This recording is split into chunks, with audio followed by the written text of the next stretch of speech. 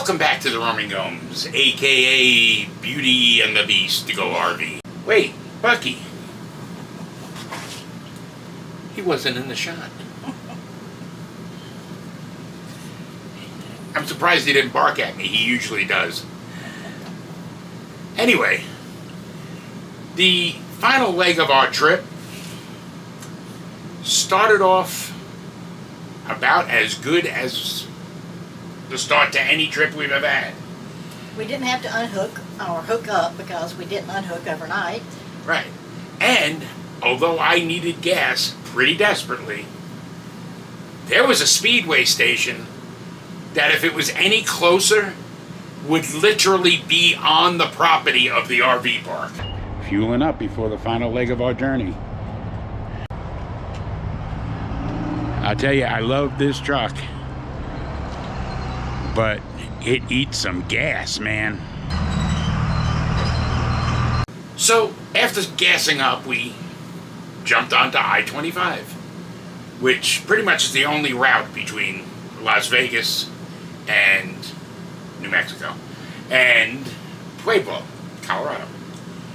As a matter of fact, I-25 runs across the front of this RV park. So we were cruising down I-25. I will tell you one thing, if you're leaving out of New Mexico towards Colorado on I-25, be sure to gas up at Las Vegas. This is the middle of nowhere, and it's been like this for quite a while. Beautiful, but I ain't seen a single town or village or nothing for a long time. Everything was great. And then all of a sudden, you know those big wire spools that they have out there? They're made out of wood and they put the cable.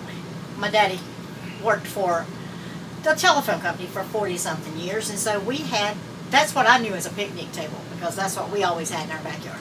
And my father used to deliver fluorescent lighting to construction sites. So he used to get those and bring them home, and that was our lawn furniture. Good times. Good times. However, you know, like the top and bottom discs on those things that are bolted in, they started showing up in the middle of the highway. Just the disc part. Yeah, not the whole spool, just the top and bottom, I guess, flat discs showing up in the middle of the lanes. Now the first one that came up, I was driving behind a tractor trailer. So this thing just came out from underneath him out of nowhere. Absolutely out of nowhere! I was fortunate in that I was able to straddle it. And I didn't see it coming because I was behind him. Right. Did you actually hit it? No, I was able to kind of get around it once I saw it. Which is, again, a tribute to I-25 and the complete lack of traffic on this thing. Yeah, it was awesome. Of course, until we got to Albuquerque. Now, Albuquerque is a little triggering vicinity. Yeah. I like to drive past it because I don't want to stop in it. Because the worst, if anybody ever asked me, the worst contract I ever did in nursing, it was Albuquerque. The people I worked with were great. I liked the people I worked with. But the hospital itself, well, let's just say mismanagement. And leave it at that. Let's leave it at that. First traffic we've hit, coming through Albuquerque. Boy, do we remember this from our time here. But it's breaking up. So anyway, back to our discs. This one disc shows up in the highway, and as I said, we avoided it. And then another one shows up about a mile later. And I was able to, I saw this one coming. So I got around it. Well, these things started to randomly show up every few miles. Mm-hmm. in one lane or the other, depending on where it fell, I guess. And I kept wondering why, because why we didn't get any notification from Google Maps, because usually Google Maps, most of the things you get, like there's a police up ahead or there's an object in the road, or things that other drivers have put in there. Right. There was no notification that there were things coming. We never got, in fact, I started hitting that button as many times as I could when we saw those things so that other drivers would know it was coming. And they just kept coming. It was like, it had to be for a good span of maybe 10 or more miles. These things would just randomly pop up in the middle of the road. And then we got to the Raton Pass. Which is a beautiful place. Oh, it's absolutely gorgeous. And a little side note there.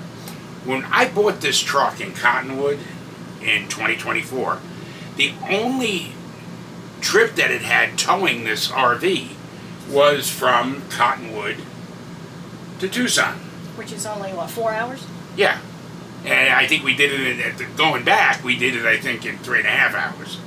But, so I really hadn't had the opportunity to test this truck towing this RV. Up a mountain. Well, I was about to. The Raton Pass has some pretty steep grades.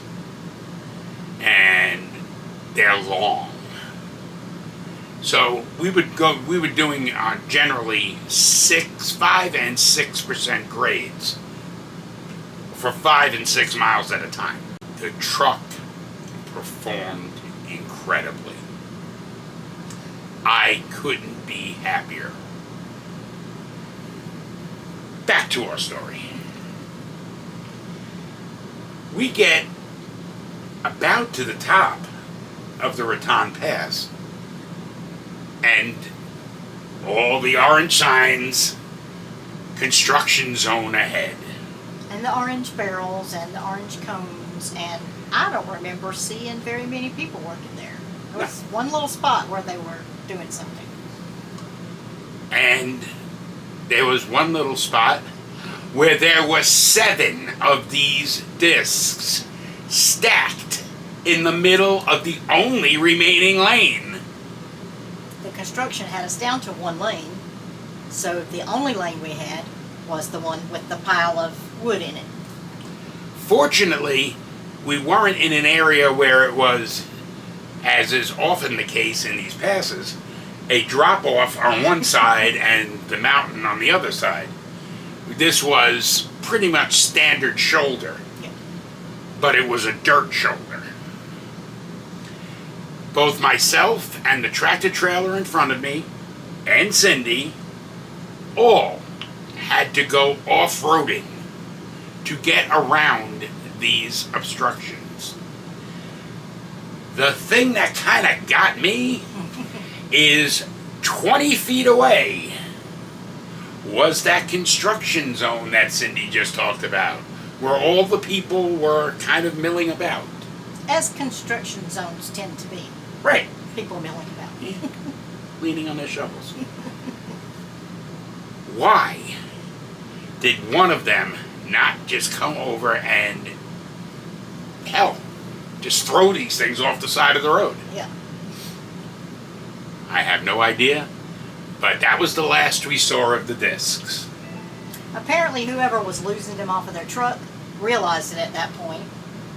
Or they ran out. Maybe that was the last of them. Yeah, the truck. And they just went on about their business. And we started now down the Raton Pass.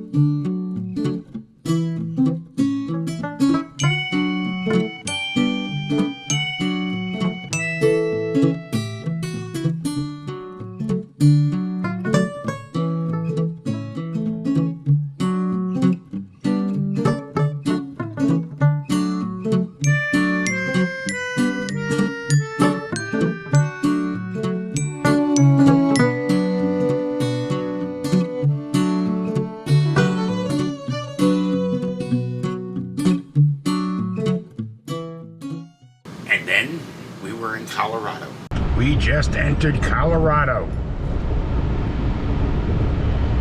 Once we crossed the Colorado border, it was about an hour more to the Pueblo KOA Journey, which is where we're staying.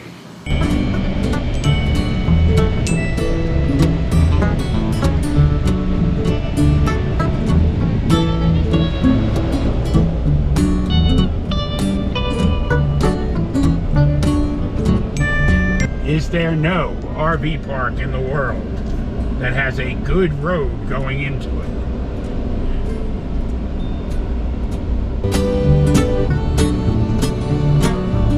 In 600 feet, you will arrive at your destination.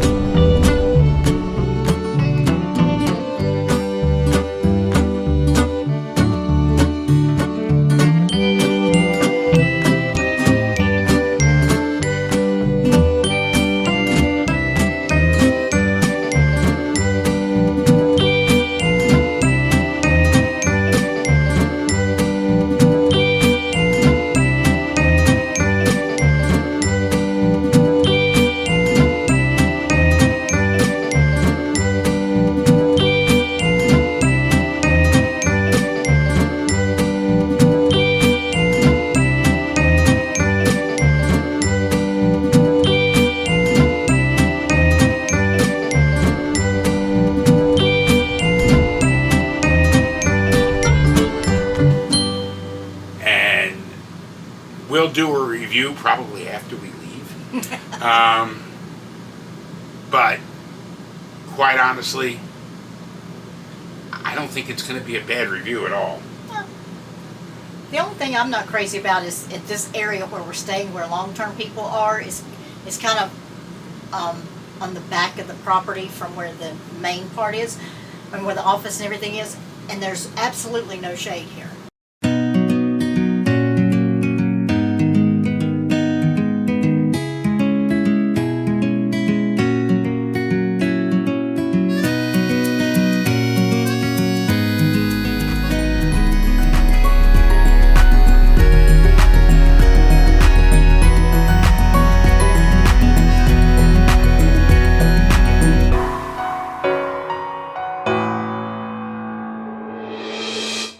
Because it's a new part that they just recently in the last few years started using. So, I mean, they haven't had time to grow trees, but still. Yeah. No shade. No shade. And this is still considered high desert. So it can get pretty hot. Not as hot as Tucson. Nothing even close. I mean, we've been looking at the weather, and the weather in Tucson has been almost straight days, weeks of 110 to, I think the highest I saw was 114. Today, as we're filming this, it reached 108 in Tucson. So, yeah. So glad we're not there. I think we were in the high 80s today. We got to 91, I think. Yeah, so, yeah. But that was our journey. Our journey from Tucson, Arizona to Pueblo, Colorado. And we've already gone and seen some of the sights around here, and that'll be in upcoming videos. There's so much to do here. Oh. We are only, 40 minutes? 45? Yeah, 40-ish. From Colorado Springs. So there's lots to do there. Excuse me, there's so many hiking and sightseeing and a lot of natural, what I call wonders. They're not the natural wonders, but things that we wouldn't see anywhere else that are here. Yeah. So we're excited to do more of that on my days off and be able to share some of that with you. And we already have some things that we're going to be showing you in the upcoming weeks, like one of the state parks near you, the Riverwalk. Yeah. And the place that we had the best Chinese food, and this isn't even a joke or an exaggeration, the best Chinese food we've ever had in our lives. So keep tuning in and you'll see them. Till next time, I'm Felix. And I'm Cindy. We are the Roaming Gomes. Safe travels.